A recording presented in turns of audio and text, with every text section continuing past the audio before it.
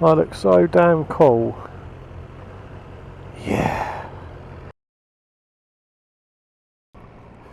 So the lockdown has been eased within the UK today, which is a bit of a controversial subject, to be quite honest. There's a bit of a divide in a lot of the stuff that's going on in the media, and also just the consensus I'm seeing on social media with regards to our Prime Minister, Mr. Boris Johnson, leaving a lot of ambiguity around what's actually going on around the lockdown. And I don't think there's any ambiguity at all. When people are saying that it's all a bit vague and it needs to be very specific and to give us exact directions on what to do, instead of just saying, look, you know, stay alert, I think is one of the things. Look, let's give you a scenario. If you're going out to pull a bird and you walk up to a bird in a bar and you say to her, would you like to go out for a drink on Friday? And she was like, look, I'm blow drying my hair. You're like, okay. What about Saturday? She's like, I'm blow drying my hair.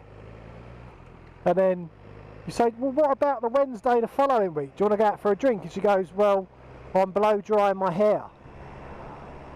You wouldn't leave that girl and then go back up to your mates and they're like, look, what happened? You go, well, she's blow drying her hair, she don't want to see me. It's like, oh, fair enough. The real issue there is she thinks you're probably butt fucking ugly, probably me being butt ugly, and she doesn't want to go out with you for a drink. She's not into you. That's what's going on, not the fact that she's blow drying her hair. So it's kind of like, use your common sense, like read between the lines. And I think that's kind of what Mr. Boris Johnson,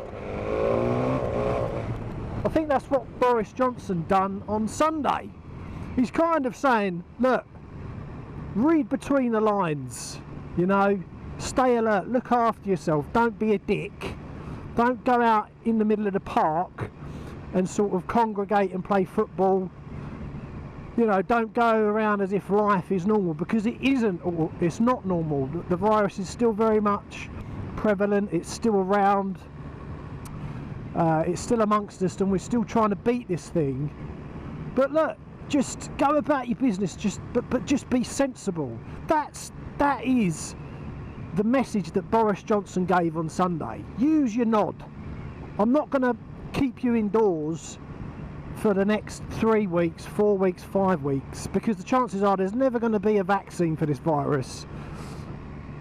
But just use your fucking, that's it, mate, walk right in the middle of the road. Just use your nod, use your common sense. And that's what I took away from what he said on Sunday. Now, that being said, you know, I think a lot of people do need to be told exactly what to do, because it does take all sorts to make the world go round.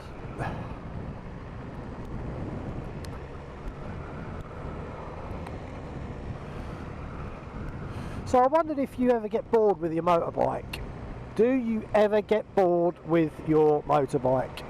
I mean, there's been times, even with this, I've got this S1000R, and arguably you don't really need anything more power-wise on the road than this. 165 brake horsepower, which most of it is at the lower end. I mean, this thing is just pretty much every gear it's just wheeling. But there are times where I've excuse me, there are times where I actually feel bored with it, and my brain starts to wander, and I start to look at other motorcycles. You know, I was looking at the S1000R, and then I go to the right up the other end of the spectrum and start looking at the 1200 GS, the Ducati Panigale. I'm looking at all of those bikes. I'm like, hang on a minute, John. Like, you've got an S1000R. Like, that bike, this bike, is just... what more do you want from a bike? It's comfortable, it's got cruise control, it's got heated grips, it's got rider aids, it's got lean ABS, it's got torpedoes on it, it's got coffee jugs, it's got I don't know anything else that's funny to say, really. But it's got a lot of shit on it, more than you ever want, and 165 brake horsepower is a lot of horses. That, I mean, for me, I would say that I have exploited those 165 ponies on the road. Excuse me. I would say that not so much exploited. I mean, there's always, look, I'm not the worst rider in the world, but I know I'm not the best, but I do feel pretty confident riding a motorcycle, and I just can't imagine anything faster than this, really, that's going to be any good for the road. It's just not necessary. You end up hurting yourself, hurting others maybe, and now I'm just talking absolute bollocks. Let's get the S1000R. I'm going to sell this tomorrow. Screw it, let's do it. So what do I think of this bike? 5 months in. Am I still in love with this bike? The simple answer to that question is yes. I am still in love with this bike, 100%. I mean, I watched this other guy yesterday on YouTube doing a vlog, and he's got a Yamaha R1, and he said that when he bought the bike, literally a week of having the bike, a week in, he was like, I actually regret buying this bike. I've made a mistake. And that's that. I mean, and he was quite a mature gentleman, I think. Let's just say that. And I can understand that, because again, I can imagine jumping on. Well, my mate, he's got a GSX-R 1000, a K5, or make mark, and subsequently he sold it now. But you know, we swapped bikes last summer when I had my old Triumph Speed Triple, and I jumped on his, and we was on some B roads in the country, and I was zipping around on it, and I was like, this is such a weapon. I was really enjoying it, and I was like, right, I'm going to get one. I'm going to get a litre bike, Spokes bike, like a GSX-R 1000 or an R1 or a Panigale or the 1000RR. And then when I jumped back on my triple, my Speed Triple, my Triumph, and I started riding that, I was just like, what's the point? What's the point in getting one of those sports bikes? It's okay if you want to go out and burn up the roads for, you know, the best part of, oh, I don't like the look of this.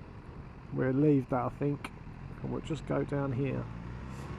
Yeah, but those sports bikes, they're great for sort of an hour, 2 hours of a blast, but then realistically, do you want to be riding around all day on one? The answer to that question for me is no, I don't.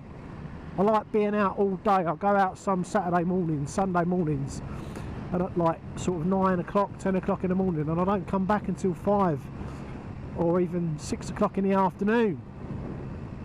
And I like to be on my bike all day, and with this, when I've done that, because there's no weight on your wrist, because it's really comfortable, the seat is really super comfortable, you don't feel as like you're being tortured, and I don't feel like paying 15 grand for a bike only to be tortured.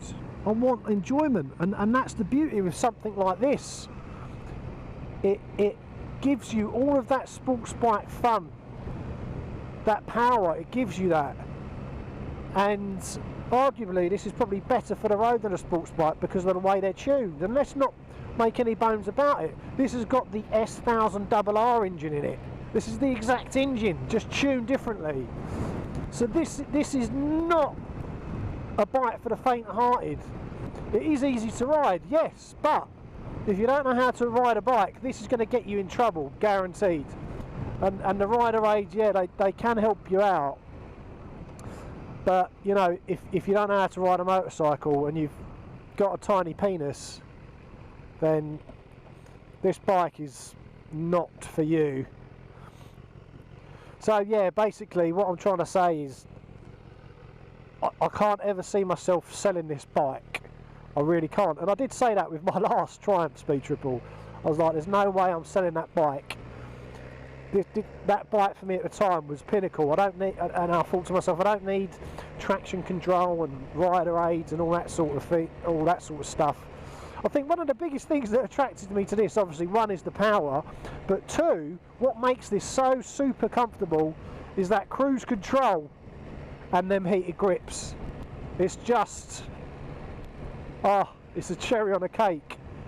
So kind of like today, it's a bit nippy if I'm honest today. It's not like an overly warm day, and I've put the heated grips on, and it's just making the ride just that extra little bit more comfortable for me, just a little bit more enjoyable. And it's them little things with this Beamer that just make me smile. Like, so I'm definitely still in love with it, and I think I'm going to take a couple of photos of it right now, and I'm going to be a big gay boy and take some photos. Look at that bike. I've got my Pirelli Diablo Rosso Corsa 2s on there now, and that for me has transformed the bike. Those tyres, they are expensive. That's the only negative about them. They are pricey. But look, you know, how can I put it? The tyres are the only thing that connects all of that power to the road. So if you get shitty tyres, like, you're not going to be able to enjoy the bike to its full potential. That's my rationale with it. So I'm like, right, okay, I'm looking at buying a pair of tyres that are an extra £100 more than some of its rivals, or even £50 more. Am I going to spend that really? Do I need to? And I'm like, well, I'm asking myself the wrong question. The question I ask myself is, do I want to get the most out of this bike? And when the answer to that is a yes, well, only the best for this puppy. There's some things I want to try and do to it. Change the wing mirrors, maybe get some carbon fibre on the back, like the rear hugger, all those sorts of little things. But at the moment, the truth is, I just can't be bored. Can't be bothered. I'm going to change that pipe. I'm thinking of changing that pipe and getting the SC Project exhaust. I think that looks absolutely sick, and it sounds amazing as well.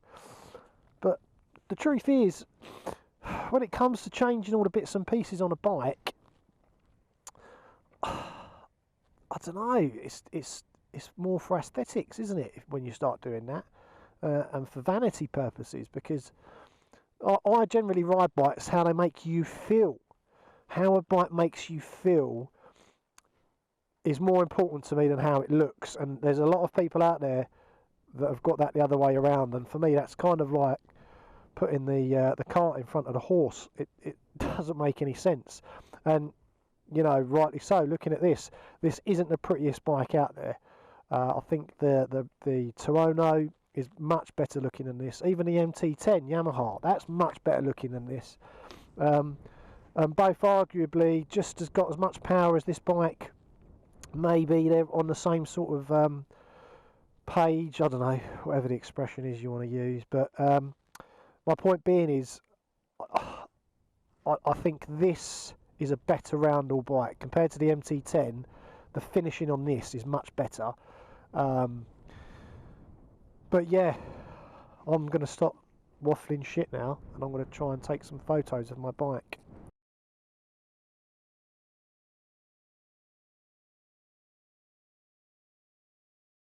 Modest scale. So yeah, any more thoughts on this bike? 5 months in having it. Oh God, it's like, again, having this bike is kind of like a relationship with a bird, or a girlfriend.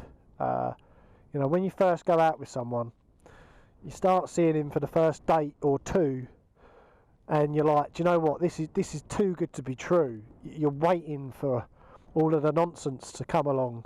You know, whether she starts farting in bed, which isn't necessarily a bad thing, but you know, the romance period, the honeymoon period starts to wear off, and then you're just left with somebody and you're in a relationship with a girl and you're just not happy, and you're like, how did I get here? Like, what happened to that person that I really enjoyed being round, that I loved and all that bollocks? It's the same with this. I think with motorcycles, you kind of have that initial period. Like I said earlier with that guy who got that R1, you have that period, that honeymoon period, and you're like, this is too good to be true. And then reality sets in as you become more comfortable with the bike. Now, on the flip side of that, when you are in a relationship with somebody and it's going really well, you're having a honeymoon period, and actually you met their parents and they're just as wicked as well, and you're getting along with them, and it just gets better and better. The sex gets better, the conversation gets better, she turns into a nice person to a point that comes in time where you're like, do you know what, I want to marry this bird. And I guess I feel the same with motorcycles. Like, the more you're with a bike, the more time you spend with it, it's either going to go one or two ways. It's either going to go north or south, and with this, it's definitely going north. The more time that I spend on this bike, I'm like, I just can't think of anything else that you want from a bike. You could do everything on this bike. You can tour. You can be a complete lunatic when you want to be. You can be Valentino Rossi for the afternoon. If you just want to chill out, you can. Like, I just can't say enough good things about this bike. And look, I think as well, I am waffling a bit, but I think we are so fortunate the time we're in at the moment in 2020, apart from obviously the C virus, but from a motorcycle point of view, we are so fortunate to be able to pick and choose from all these different bikes with these electronics and the power that we're exposed to and all that sort of stuff. We're in a really extraordinary time, and I think, how can I put it? I just don't see how a motorcycle can get any better. I just don't see it. I don't know. You can get very different motorcycles, obviously, but I don't see how it can get any better than this. Right, kids, if you like this video, please consider to like it. Write a comment. I want to hear your views. Have you got an S1000R at the moment, or are you thinking of buying one? You know, and if not, what have you got at the moment? You know, I'm interested to hear from you. You know, and yeah, as I say, like, comment and subscribe. Bye.